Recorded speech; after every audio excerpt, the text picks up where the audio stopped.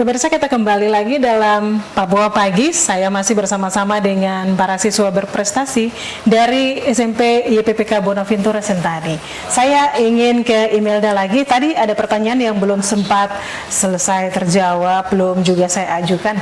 Ya Imelda, untuk juara yang Imelda raih yaitu finalis Olimpiade Sains. Mungkin bisa diceritakan ketika ikut Olimpiade apa yang dilakukan ketika Olimpiade? Oke, ketika Olimpiade itu ada 6 hari, jadi dari tanggal 30 Juni sampai 6 Juli.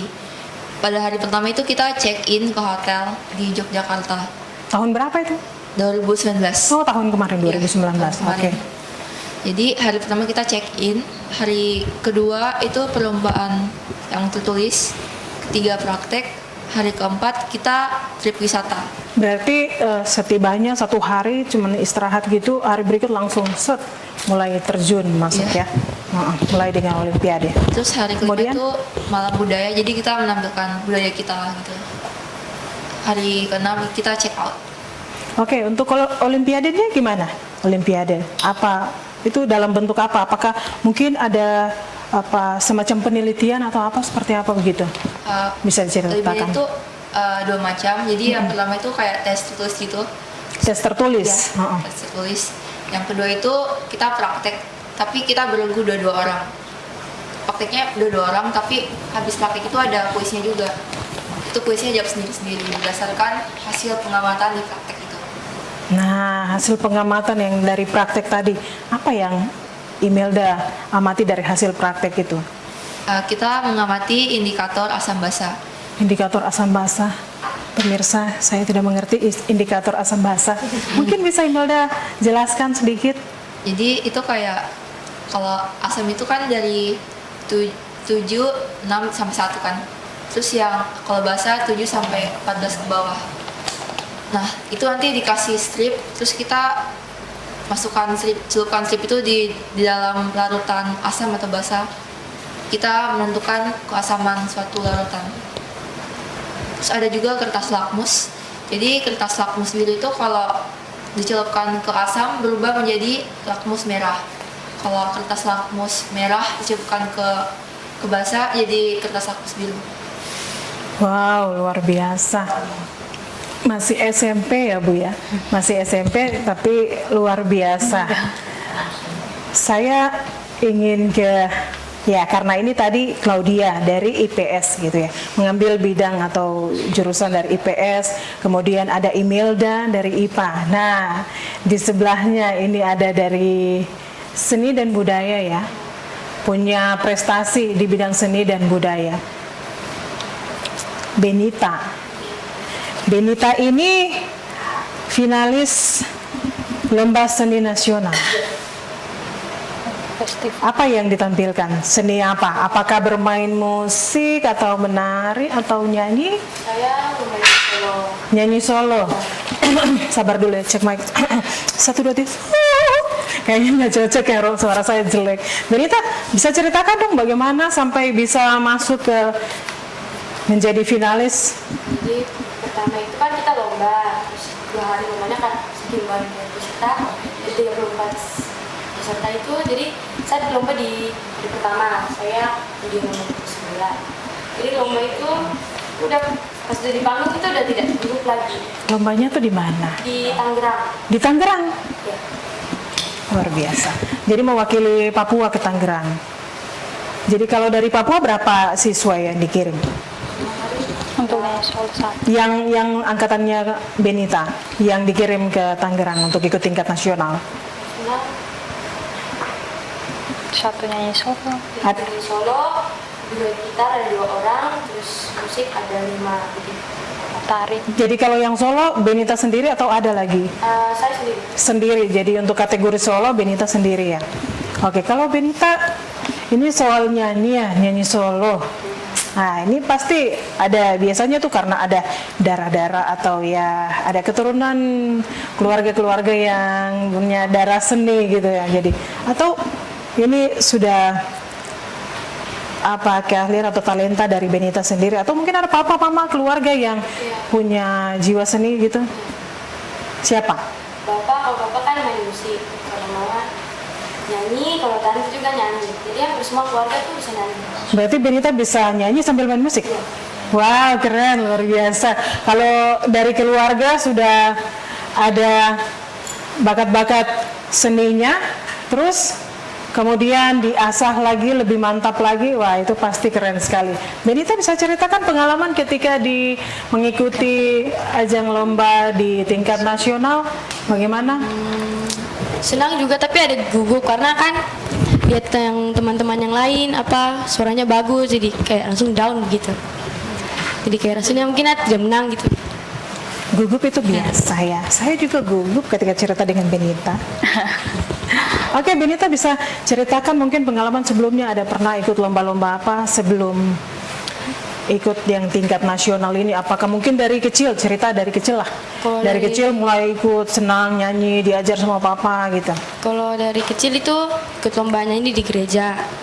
Jadi lomba nyanyi juara 3 gitu. Wah, juara 3. Ya, habis itu pindah ke Jayapura, ikut Porseni yang dibuat sama sekolah, jadi juara 1. Terus ada ikut lagi yang seni siswa kabupaten di Serui, juara 2 ya. Wah, ini Benita luar biasa, ini banyak penghargaan ya, banyak event yang diikut dan dapat juara ya. Kira-kira nanti kalau Benita selesai SMP, SMA, punya keinginan untuk meneruskan menyanyi, selesai sekolah jadi artis saja, atau punya keinginan lain? Cuma itu saya cuma menjadi penyanyi aja gitu. Cuma menjadi penyanyi. Wah, ini tanggung jawabnya Bu Guru juga nih untuk mendidik Benita. Tapi Benita, kalau di keluarga sendiri bagaimana ketika keseharian? Apakah ada waktu khusus yang Papa sediakan untuk harus Benita dilatih atau gimana gitu? Tidak, bisa nyanyi-nyanyi saja begitu, sambil main gitar, gitu aja. Tidak ada waktu khusus untuk latihan-latihan. Gitu. Oke, ketika sampai di tingkat nasional pasti dalam hati rasa bangga ya, rasa bangga, senang, saya bisa sampai tingkat nasional, apalagi yang Solo saya sendiri gitu ya. Gimana ketika naik di tingkat nasional, pasti ada teman-teman yang senang, ada juga yang tidak. Bagaimana seorang Benita, siswa yang berprestasi, ketika ketemu ada teman-teman yang sombong, kok berangkat jauh-jauh gitu. Gimana untuk menjaga diri agar teman-teman tidak bisa tetap dekat begitu dengan teman-teman? Tetap bergaul saja, jadi jangan sombong. Jangan sombong ya. Kalau jangan sombongnya gimana nih? Nah, biasa saja ya, seperti siswa-siswa lainnya. Kak Fani terlalu tanya banyak ya. Oke, Kakak ingin lanjut lagi ke Salsa. Halo Salsa, apa kabar? Baik, luar biasa. Luar biasa. Salsa ini, kalau Salsa sendiri ini punya bidang yang sedikit berbeda dari ketiga temannya ini. Ya. Nah, kalau Salsa ini bahasa ya, literasi. LS, Festival Literasi Sekolah. Iya. Kalau Salsa dia finalis festival literasi. Kategori pantun. Berpantun. Kak Fani mau berpantun, cuman takutnya salah. Jadi kayaknya nanti Salsa aja yang berpantun. Oke, Salsa ini sejak kapan mulai tertarik atau senang untuk berpantun? Sebenarnya untuk berpantun tuh udah lama. Saya senang tuh kayak semacam bahasa juga puisi, pantun. Cuman kayak lebih tertarik kepada pantun karena setiap imajinasi yang saya punya, kata-kata kiasan bisa saya tumpahkan lewat pantun. Seperti itu. Wah, keren sekali. Kalau ketika siswa yang lain memilih untuk puisi atau berpidato, tapi dia lebih memilih untuk berpantun. Sedikit Apa berbeda sih yang menarik dari berpantun? Semacam apa ya? Karena kalau pantun kan kayak dikaitkan dengan imajinasi. Nah, saya juga kan senang berimajinasi. Jadi yang saya pikirkan, apapun yang saya imajinasikan bisa saya tumpahkan lewat pantun. Lewat kata-kata apa saja. Kira-kira apa saja yang biasa Salsa suka unek-unek, atau hal apa yang lebih dominan untuk Salsa buat jadi pantun? Kadang Apakah sih mungkin tentang lingkungan atau persahabatan atau apa gitu? Macam-macam. Iya, jadi nggak bergantung, tergantung mood juga. Tergantung mood. Iya. Oh, jadi pantun ini juga tergantung mood-moodan ya. Kadang-kadang gitu sih. Karena kalau mood bagus berarti pantunnya Iya, jadi mantap-mantap. Oke. Kalau bisa ceritakan ketika ikut lomba atau festival tingkat nasional itu gimana? Ketemu dengan teman-teman dari daerah lain, mereka dengan segala imajinasinya untuk berpantun. Iya, jadi pada awalnya tuh kita kan nggak secara langsung, jadi kita lewat online. Pertama kita Lewat online ya, lewat bukan online. langsung tatap Tidak. muka gitu ya? Jadi kita mengirimkan 18 pantun budi pekerti, kemudian mengirimkan ke pusat. Setelah itu, setelah lolos, mengirimkan video.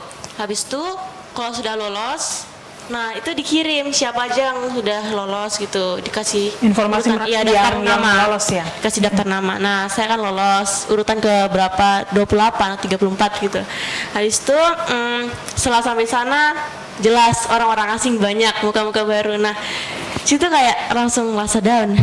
Nah ini orang-orangnya kok kayak gini semua, mukanya kok ngeri-ngeri semua. Jadi harus motivasi diri lagi, pasti bisa, harus bisa gitu. Kalau lihat muka-mukanya ngeri, berarti berpantunnya, aduh, harus buat pantun yang ngeri tidak ya? Ayo lanjut. Jadi waktu itu lihat orang-orang baru kayak rasa down sekali. Oke, harus motivasi diri, harus bicara juga sama guru pembimbing. Bagaimana nanti waktu mau lomba gimana. Nah waktu itu kan sebelum kita tanding itu kita dikasih waktu buat semacam battle gitu. Battle. Battle Nah, pantun. ketika itu waktu battle itu Claudia dapatnya dengan teman dari daerah mana? Dari daerah mana ya? Jawa. Dari Jawa. Jawa Timur atau Jawa Barat gitu. Ya, bisa kisahkan bagaimana ketika waktu battle itu. Biar kita juga rasakan suasananya ketika kalau Salsa mulai battle dengan ketika ada di ikut lomba lah gitu. Iya. Jadi waktu itu yang dari Jawa Timur itu sebenarnya dia juga nervous sama kayak saya. Nah kita juga saling motivasi gitu, jangan takut pasti bisa. Nah setelah sampai di depan, saya juga kan orangnya suka takut, suka gugup. Setelah itu dia ternyata lancar, dia bawakan pantunnya itu bagus sekali. Nah saya juga kan, aduh dia bisa gimana dengan saya, saya kayaknya nggak bisa. Jadinya kayak agak-agak tersendat, agak-agak susah mikir. Jadi nggak bisa buat pantun selancar yang biasanya. Oke, Kak Fani masih ingin tahu lagi secepat atau sekilat apa Salsa membuat pantun tentang suatu isu atau satu hal yang paling tercepat, mungkin butuh waktu 1 menit atau 2 menit, itu nanti kita bahas lagi ya, kita Iya, akan break dulu. Pemirsa jangan kemana-mana, Papua Pagi masih akan kembali.